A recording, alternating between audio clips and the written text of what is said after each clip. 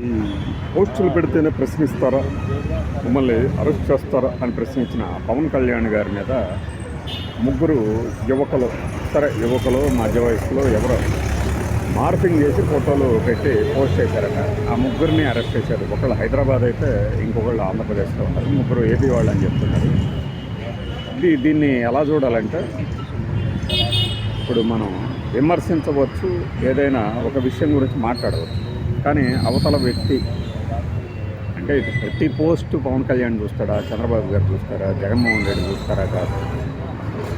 ఆ పోస్టు మీద కేసు పెట్టినప్పుడు మిమ్మల్ని మీరు డిఫెండ్ చేసుకునేలాగా, అంతేగాని నీచంగా కామెంట్ చేయటము, దరిద్రంగా మార్పింగ్ చేసి పెట్టడము, ఇవన్నీ మానుకోవాలి.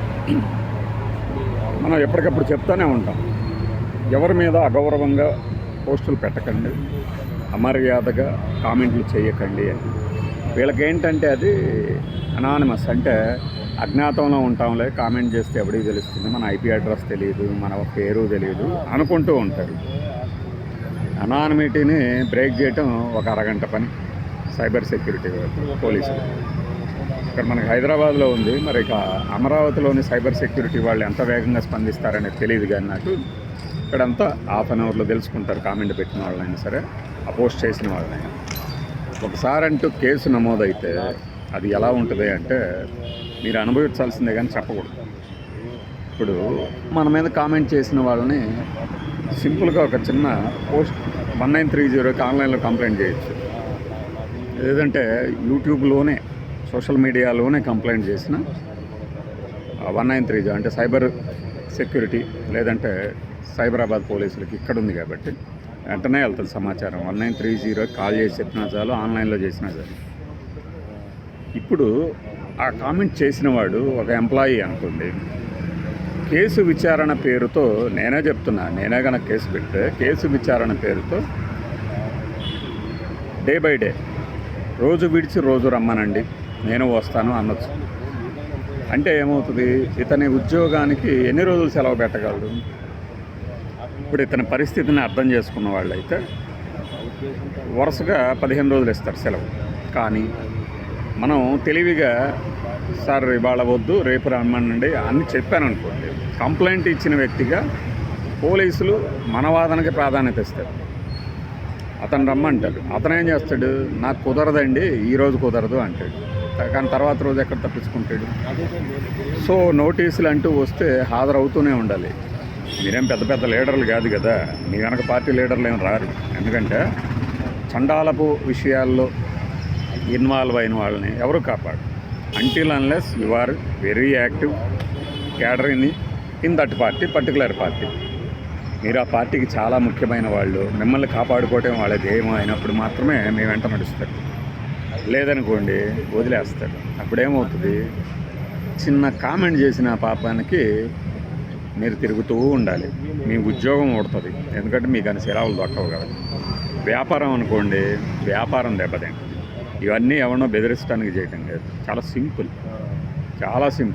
చాలా రోజుల క్రితం ఇక్కడ బాగా బలిసి ఒక కామెంట్ పెడితే మనం కంప్లైంట్ చేస్తే వెంటనే కాల్ చేశారు సైబర్ క్రైమ్ స్టేషన్ వాళ్ళు. వెంటనే కాల్ చేశారు, మీరు కంప్లైంట్ చేశారు కదా, పిలిపిద్దాము, మీరు రండి అని. నేను ఆ తర్వాత వాడి డీటెయిల్స్ తెలుసుకున్న తర్వాత, వాడేనే అంటాను, వాడికి 70 ఏళ్ళ వయసు ఉన్నా కూడా, వాడి వయసు ఎంత, వాడి జ్ఞానం ఏంటి, వాడి హోదా ఏంటి, ఇవన్నీ పట్టించుకోకుండా గలీజు వెధవల్ల కామెంట్లు పెడుతూ ఉంటాను. చివరికి ఏం చేశానంటే, అవసరం లేదు, వాడిని వదిలేయండి, వాడికి చెప్పండి, ఇంకెక్కడైనా సరే ఇలాంటి కామెంట్లు చేస్తే ఆ తర్వాత ఎలాంటి శిక్షలు పడతాయి, శిక్ష పడే ముందు ఎన్ని రోజులు తిరగాల్సి వస్తుంది, ఇలాంటివన్నీ కూడా చెప్పండి, చెప్పి వదిలేయండి అన్నాం. సింపుల్. మనకి ఎంతమంది మీద కేసు పెట్టుకుంటూ పోతాం అనే ఒక చిన్న ఇదిని వాళ్ళు ఏదో వాడుకుంటామని చూస్తారు, కానీ వాడు ఆ పట్టుదల అనేది మీ మీద పడవచ్చు, మీ వెంటే పడవచ్చు. అప్పుడేం చేస్తారు?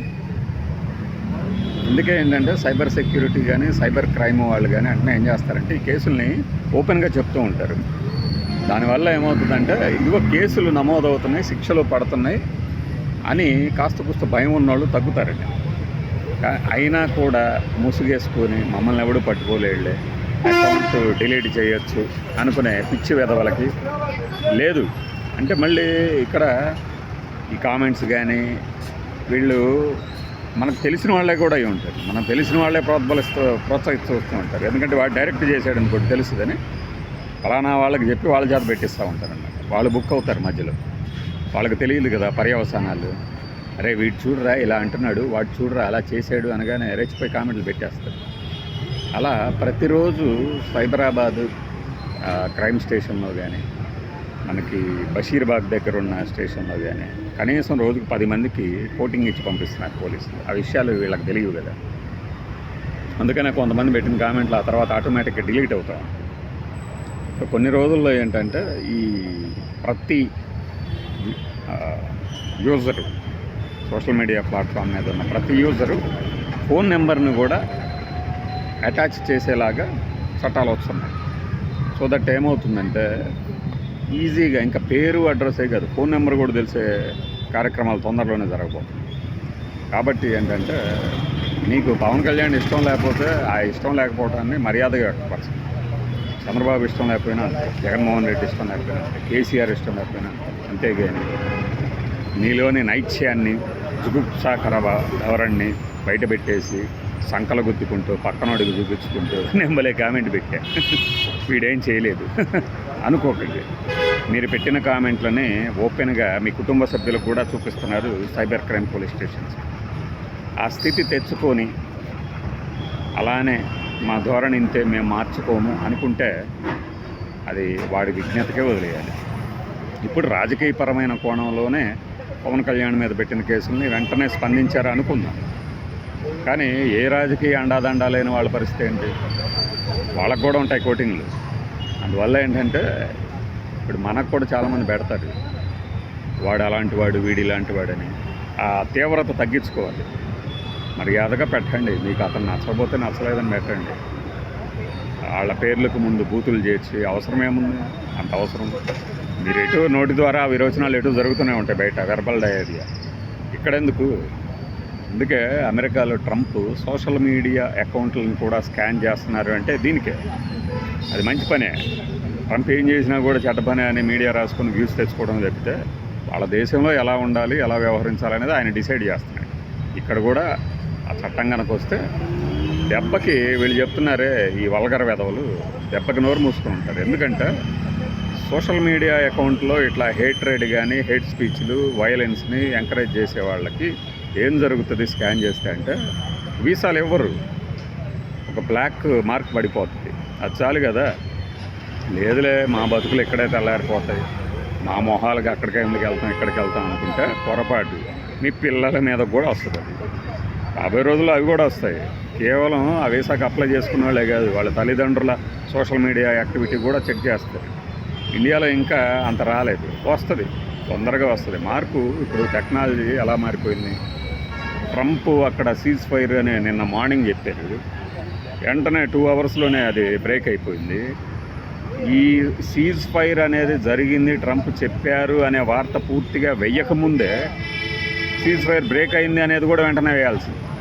అంటే అంత తొందరగా డెవలప్మెంట్స్ని క్యాచ్ చేస్తున్నాయి. అలాంటిది ఈ సోషల్ మీడియా అకౌంట్లు వాటి మీద స్కానింగ్ జరగదని ఎందుకు అనుకుంటున్నారు? ఇండియాలో ఖచ్చితంగా జరుగుతుంది. మాకు ఇవేమీ అక్కర్లేదు, ఎప్పటికప్పుడు డూప్లికేట్ బతుకులు బతుకుతాం అనుకునే వాళ్ళని వదిలేయండి. వీళ్ళు ఏం చేస్తారంటే బరగొడ్లు కాసుకుంటూ చివరికి తమ జీవితాన్ని సాఫ్ట్వేర్ బతుకులు ఎందుకు మనకి ఇవే మంచిది కదా అనుకుంటుంది. నీకు సాఫ్ట్వేర్ అంత నచ్చన్నది ఎప్పుడు ముందు అసలు ఎవడెళ్ళమన్నాడు? ముందే బర్రెల ఫామ్ పెట్టుకోవచ్చు కదా. నీ బదులు ఇంకొకటి వెళ్ళేవాడు. అంటే ఆ చేస్తున్న వృత్తిని వదిలేయటము వాడి వ్యక్తిగతము ఇవన్నీ కాదు. నీకు ఎందులో నీకు తృప్తి ఉంది, ఎందులో ఆదాయం వస్తుంది, ఎందులో ప్రశాంతత ఉంది అనేది ముందే డిసైడ్ చేసుకోవాలి. ప్రతి వాళ్ళకి కుదరదు కానీ ఇలా బతికే వాళ్ళకి అనమాట ఇది. ఏది వల్గర్ కామెంట్లు చేసుకుంటూ మమ్మల్ని ఎవడు ఏం చేయలేండి. ఇప్పుడు పవన్ కళ్యాణ్ మీద పెట్టింది అయింది. అంతకుముందు జగన్మోహన్ రెడ్డి మీద పెడితే అరెస్ట్ చేస్తారు, రేపొద్దున చంద్రబాబు గారి మీద పెడితే అరెస్ట్ చేస్తారు. ఏతావాత ఏంటంటే ఎవడికి ఎప్పుడైనా సరే వాతలు తప్పవు. బాయ్.